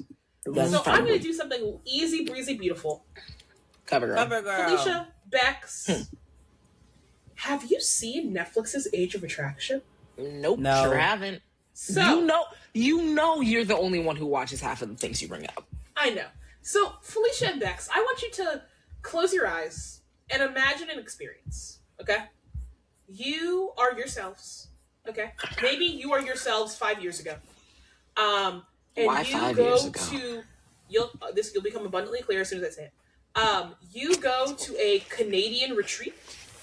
Ooh. And you are in a beautiful wooded area. Right up my alley. Cabins, beautiful architecture. You are enjoying nature. and you're with a bunch of other women of varying ages. You see a bunch of other men of varying ages, and you are here to date age unknown. Nope. You are here to date men, and they could be of any age. And if you find a man that you truly connect with and find true connection with, you go to the promise room where you exchange promise rings. The promise room? Where you exchange promise rings. Why are my eyes still closed? Ages. Now, I don't know why you actually closed your eyes. Now, we will not be giving our opinion on promise rings on this podcast for reasons. We will not be giving that opinion on this podcast. Everybody here is barred from giving that opinion. Why? Think about it. Nope, don't. I'm telling you, don't give that opinion. I'll tell you after the podcast. Okay. Don't do it. I'll hold on to it. I'll hold on to it. Hold it. But imagine that, and then you go live with the man, and then you decide if you want to commit to him. What I've described to you is the plot of the show, Age of Attraction, where people of varying unknown ages go and date, and they get together. It's like Love is Blind, but instead of not knowing what somebody looks like, you don't know their age. Now, I'm going to take us through my favorite exercise, where... How old do you think the people in these couples are? Oh, dear God. Everybody have a great time. I'm terrible at guessing ages, so I'm going to tell you that right now. I know. And this show will have you caught up. Obviously, this is a spoiler if you guys ever decide to watch this. I don't think either of you will particularly want to watch this show. And if you do, I do not think their ages will be the thing that you find intriguing about the show. No. So, Teresa and John. How old do you think Teresa is, and how old do you think John is? Let's see. Teresa. And listeners, I would really say go to the YouTube at this point, because this is all a visual bit from now on. Teresa's giving 45 to 50. John is giving 35. 30s. Okay. No, 30, 35. Mm-hmm. Felicia? That's rough. I would maybe say early 40s for Teresa. I don't know if I would give her as high as 50. Okay. I'm almost positive John is a good deal younger than her, so I'm going to say early 30s. So, like, a good, 9 to 10 years between the two of them. Okay. That's exactly what I said. Yeah, and but you said that woman was 50. 45 to 50. And you know what, guys? You don't even have to argue over this, because you're both wrong. Teresa, 54. John, 27. Ooh, I was closer on Teresa than you were, and John... 27 years. That's a hard... That's a strong 27. That's a hard 27. No, it's not hard. It's not a hard 27. It's a strong 27. Like, okay. There's a difference. I think his haircut doesn't do him any favor. She looks great. Mama look good for 54. I'll give her that. Fantastic. She slays. I love her. So that's Teresa and John. I gotta pull this computer closer so I can actually see these people's faces. They're very cute. The main shtick of them that will trip them up is she has 3 children. Ooh. One child is 22. One child is 25. And one child is 29 years old. Mm-hmm. Nope. Yes. So that will be their main hang-up. Nope. My stepkid cannot be older than me. No. Up next, we have Vanessa and Logan. Give me your guesses on Vanessa and Logan. Vanessa is giving me 48. Logan's giving me 25. Okay, Felicia? Vanessa's definitely in her 50s. Okay. I'd give Logan maybe mid-30s. All right. Well, you guys are closer. Vanessa's 49 and Logan is 29. They have a 20-year age gap. Jesus fucking Christ. Yes. Are they the main thing cheated on having older women? Is that... They have older women and younger women. We will see combinations. Okay. The main thing for Vanessa and Logan is that, one, Vanessa is clearly very insecure about being older than Logan. Oh. Despite opting into this relationship. I'm about to say, why you come? Right? You knew it was a possibility. Yes, speak on it. And besides being insecure about this relationship, they're also having sex issues. So Logan is clearly amongst the camp of people who is hesitant to have sex on TV and who is like leaning towards like, oh, this is not my ideal way to go about, Valid. I want to take things slow because I want a connection to build. I don't want to be distracted by the fact that I love fucking you. I don't want to stay in this relationship because I like having sex with you. That makes Vanessa feel disgusting and unwanted because, once again, she's insecure about her age, and therefore Logan needs to jump her every time he sees her in order for her to feel like he likes her. So exhausting. Yep. In her words, a 27-year-old, which Logan's 29, but she was talking to Teresa, a 27-year-old should be like an Energizer Bunny. Okay. Logan's not an Energizer Bunny. We also get one of the not most embarrassing sex clips I've ever seen on Netflix, but I would go into witness protection program if somebody recorded me being Logan, in the situation Logan was in. What was it? All I'm gonna say is sometimes you arrive a little early to the party. And I would hate for Netflix to record me showing up before the host of the party wanted me to. Oh. Yeah. And they put that on I wouldn't TV? want that recorded. That is unfortunate to have recorded, and your partner's dissatisfaction at the time you showed up to the party is unfortunate. It's one thing if your partner likes that you show up early to parties. Many people love that people show up early to parties. But it's unfortunate, the situation that was recorded. That's all I'm going to say. Bless his heart. Bless his heart. It's unfortunate for Logan in this scenario. Up next we have... Ignore this. Up next we have Pfeiffer and Derek. Tell me about Pfeiffer and Derek. What do you guys feel? Pfeiffer's given really One of them is... No. Am I not seeing her correctly? I don't know. Hold on. Pfeiffer. Let me see if I can zoom. You know what? Derek looked like he... Derek, here's the thing. Remember? I don't want to say this. So maybe... He's black. You gotta think differently.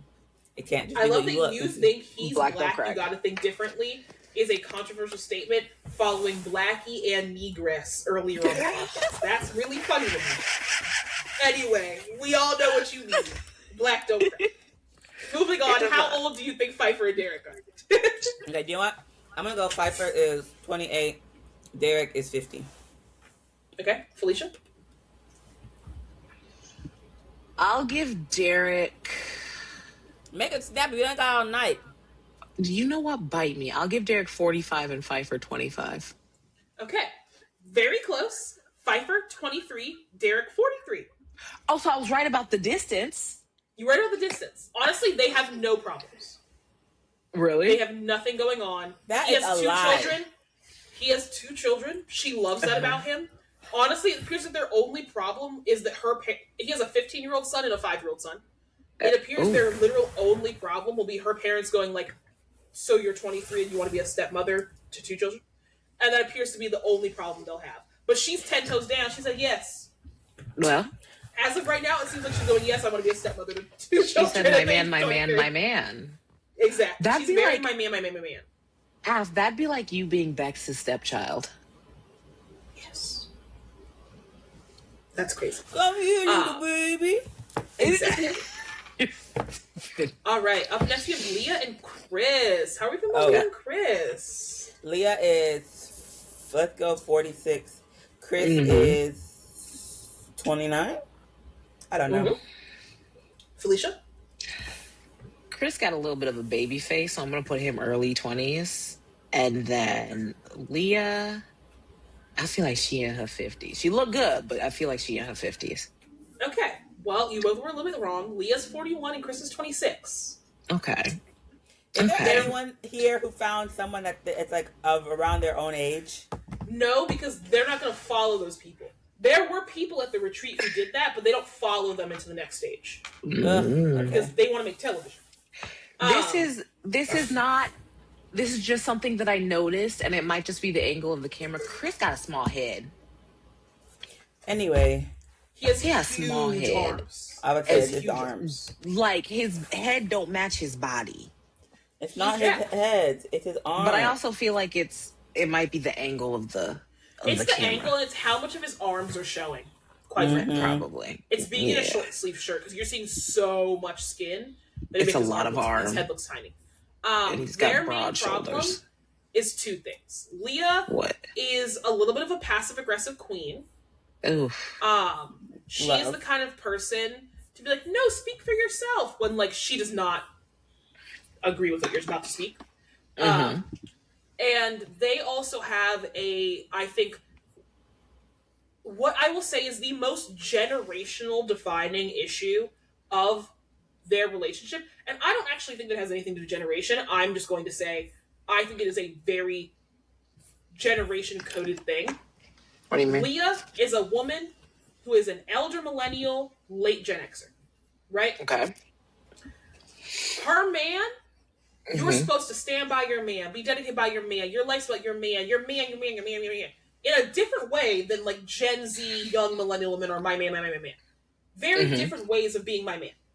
Okay. I think Chris, as somebody who's the same age as Chris was during filming, Chris is very Gen Z man of, like, and Gen Zer in general, where it's like, I could love you very, very deeply. Leave me the fuck alone sometimes. I will be a person outside of you, and I will, like, sometimes I will be away from you for the function that I want to be, right? Like, I don't want to be at your side all the time. Leah is very elder millennial Gen X coded, where she's like, we're in a relationship, so why do you not want me to be constantly on your dick 24/7? And he's like, independent of whether I love you or not, will not, like, it will impact maybe how much I tolerate how much you want to be on my dick.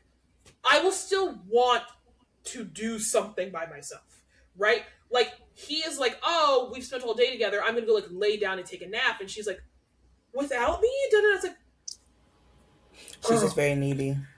She's very needy in a way that I think generationally was perfectly acceptable to expect your significant other to be with you all the time. It's the same way that, like, there are plenty of Gen X people, and I'm not calling out which specific Gen X person has said this to me, although maybe you can fill in the blanks. Oh, God. They're like, well, why would I have friends who are men who aren't my husband's friends? When would I ever be around a man who's not my husband? And I'm like, there's so many scenarios. There are so many. Mean everyday life? You mean life? Like what? Right? Same moving thing. through the world? I think Leah is like, well, the man that I interact with in life is my significant other. That's the man in my life. And I'm like, you can go talk to other people. You could go get coffee, girl. You don't gotta stay in this house because it's heat after. You can go get coffee. You can go have a good day. Talk to the barista. Enjoy a latte. He ain't gotta go with you to go get a latte.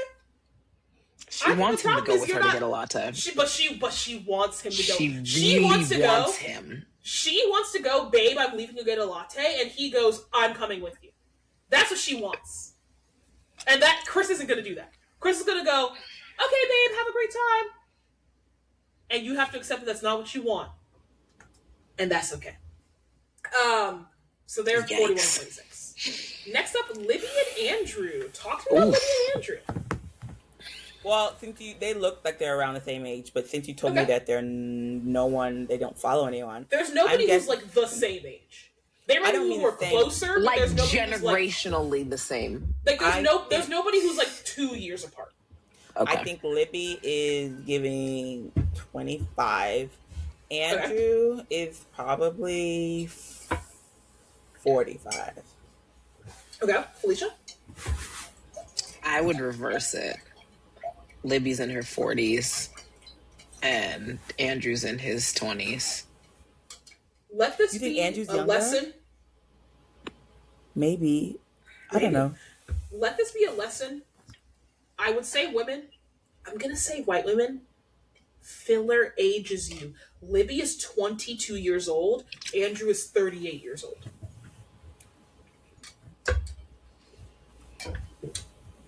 I didn't mean for my mouth to drop open like that. I think your mouth dropping was appropriate. My thing is just like 22? Here's the thing about Libby. While I agree that I don't think that Libby looks 22 in photos, if you watch Libby on camera, it is the fact that they were drinking wine in many scenes of the show made me know she was 22. If they had not been drinking wine, I would have assumed that she's 19 because I recognized many verbal things in Libby that I associate with people my age and younger. Because, like, there was many different conversational things she did that was like, I did that. / I do that. And Like I know what? that I do that because people younger than me do that. And I am, like, tuned into what they're doing. So, Like what? There was some moment where she was like, oh, da-da-da-da, like, oh, I think that it's como dice lame. And I was like, nobody older than me uses the meme como dice in that way. Como se dice in that way. Right? I know that I am the...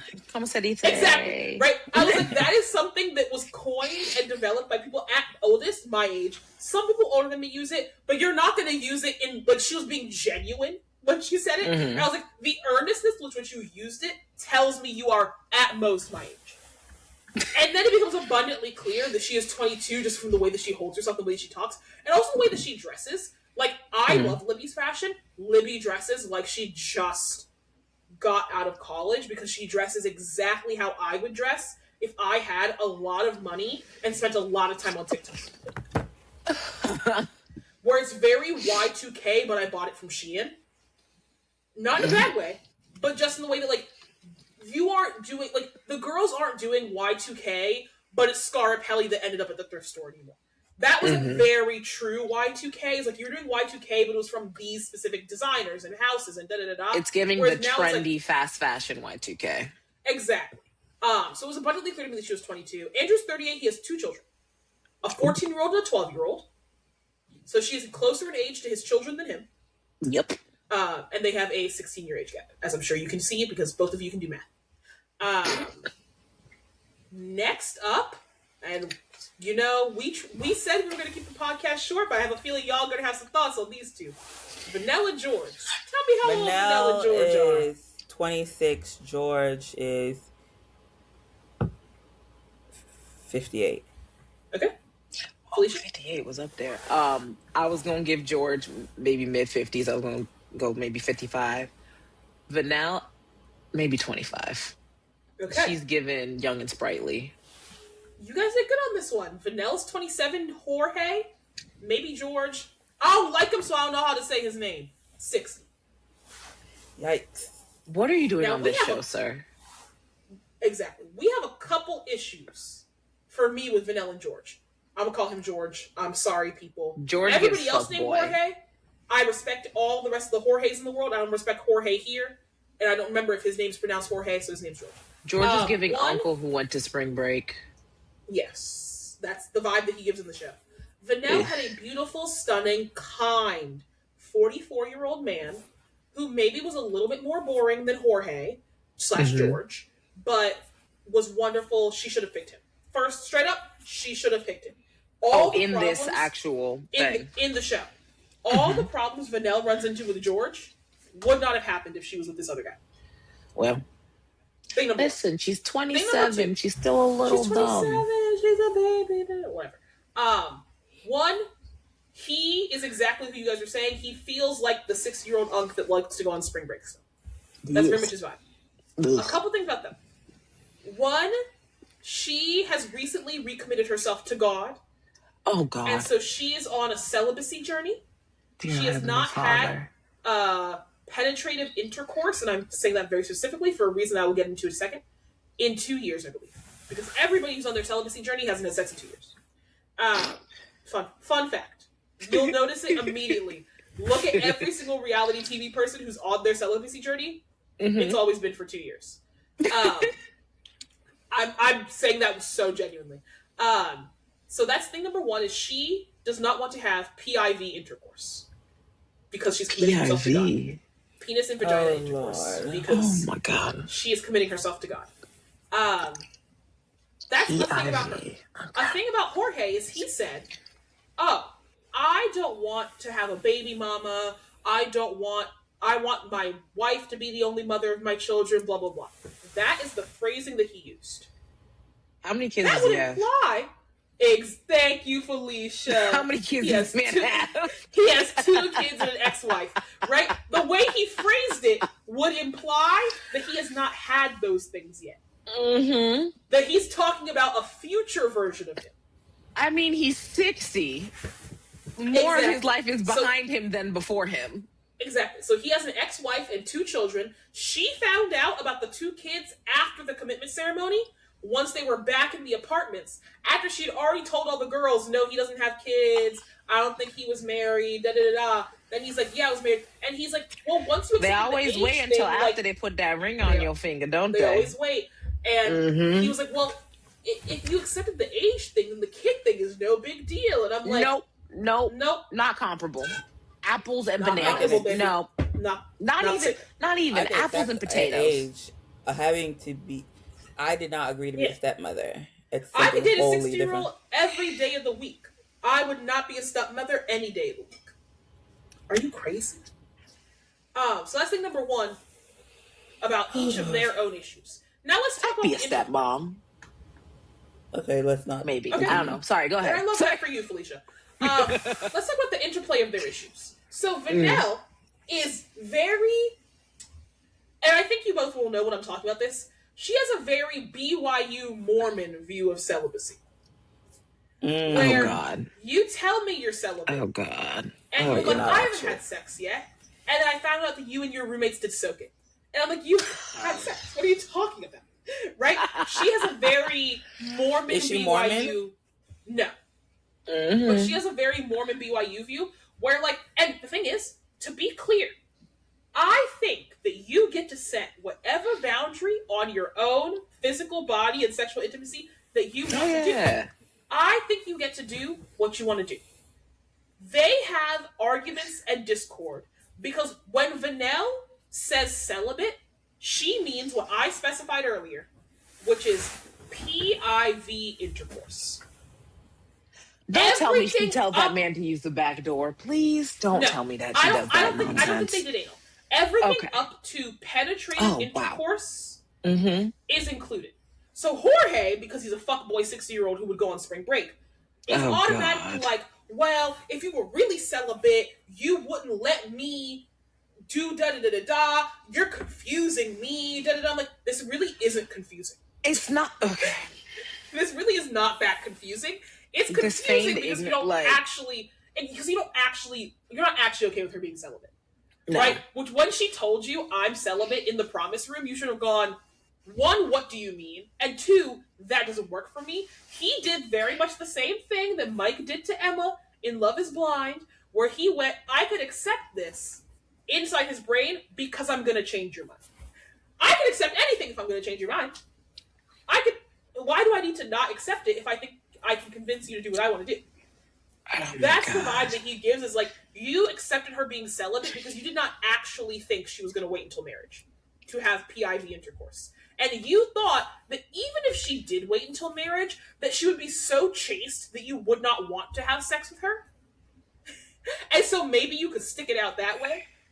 And it's like, no, she's an attractive young woman who is still a sexual being, even if she does not want to have penetrative intercourse with you. And you should have thought through the fact that you need to be able to hold space for your sexual attraction to her and respect her sexual boundaries at the same time. Because once again, that man is 60 years old. He doesn't know what that means. He does not know what that means. Many people don't get. Let's say the Vanille let you have sexual intercourse with her today. That doesn't mean that you can have sex with her tomorrow, or the day after that, or the Wednesday after that, or the month after that. Her agreeing to sexual intercourse at any point has nothing to do with your ability to have sex with her at any later date. And I think that if you reframed every sexual interaction as an independent, consensual agreement, you would be able to deal with this a lot more, because you would go, am I somebody capable of accommodating fluctual sexual consent and libido? I can't do that. So I need somebody who does not have a complicated relationship with their sexual intimacy. Maybe a fellow 50-year-old woman who was not taught the consent is a fluid, ongoing discussion. Maybe that's who I need to be with. Because I need to have a wife who, the second we have sex, thinks I'm entitled to sex. And maybe that's the wife you need, Jorge. But it was never going to be Vanessa. Oh, girl. You should have with Vanessa. You and Vanessa could have been Pound Town thumping my rounds every day. Okay? Oh my God. And it would have been better for you. In case you can't tell, it's fuck Jorge at this house. The other issue they have, which I think is stupid, but it ultimately causes a breakup between them, is there's a man on the Good. street who is, I guess, yelling something at them. And I don't know if either of you have ever walked through a city. Rhetorical. I know both of you have. Bitches on the street just be yelling shit. Mm-hmm. It happens. She is very much a bitches on the street be yelling things. I'm a keep pushing. He Go about my confronts business. this man because this man has something in his hand and he's escalating and da-da-da. And she's like, I didn't want you to do that. And he's like, well, I'm a man, so I'm going to defend my woman and I'm going to stand up for my woman and I'm going to protect our household. No. Ew. Bruh. He was dragging it. It was a Everything about this man is just cringe to me. It's just cringe. No. No. Can we go to the next couple? There is no next couple. Okay. Okay, good. But yes, a 33-year-old age gap, we hate it. He's an attorney? Go back. He is an attorney. Pursuing his dreams of writing and directing films. Oh, does he not? I feel like at a certain age, you gotta give up on your dreams. I mean, no, never. Keep hope alive. But Whatever. I'm gonna need you to have some dreams fulfilled before you come over here at 60 years old talking about you have some dreams. I have a dream. Coming in at 60 with potential is crazy. It is crazy. But ladies, has this discussion convinced you No. to watch Age of Attraction? No. I know. I know you will keep me abreast of the goings on. I will certainly keep you abreast. Which will also, have to a be fun enough little for me. flash forward. I don't know if you guys remember Vanessa and Logan, the couple where she is insecure about her age and she wants to fuck him and he reluctantly fucked her and then arrived to the party too early. We saw a flash forward that he will propose. Oh. Between where they were at the end of this drop and where they need to be have a proposal, I don't know how they get there. I don't see how that happens. But interesting. I'll keep you abreast. Maybe they're going to show up to the reunion married. Maybe. That'll be interesting. I might tune in. That would be very interesting. Very too. But if I was him, I wouldn't want to show up to the reunion. I ain't gonna hold you. No, literally, Netflix plays a clip about me nutting too early. Why the fuck would I show up to the reunion? That's crazy. No, I'm done. You couldn't catch me. But listeners, ladies, we have Japan up next, I believe in 2 weeks. 2 weeks. Listeners, you'll be getting a nice bonus. I combined filler and bonus. Fake bonus episode. Filler bonus episode. Next week, I won't spoil what it is for you. Definitely not because I don't remember what topic we agreed upon. Definitely not because of that. Not at all. No. Not at all. Not at all. But you will get to tune in for that next, listeners. So, rate, review, subscribe. Send this to the person that, if Netflix recorded you nutting early, you would be okay with that because you love them so much. And you know they accept you for exactly who you are. So send it to that person because that person wants to listen to this podcast. And they want to hear it. I need to go to bed. They want to hear it. I need to go to bed. Listeners, ladies, we'll catch you next time. Bye-bye. Bye, listeners. Peace.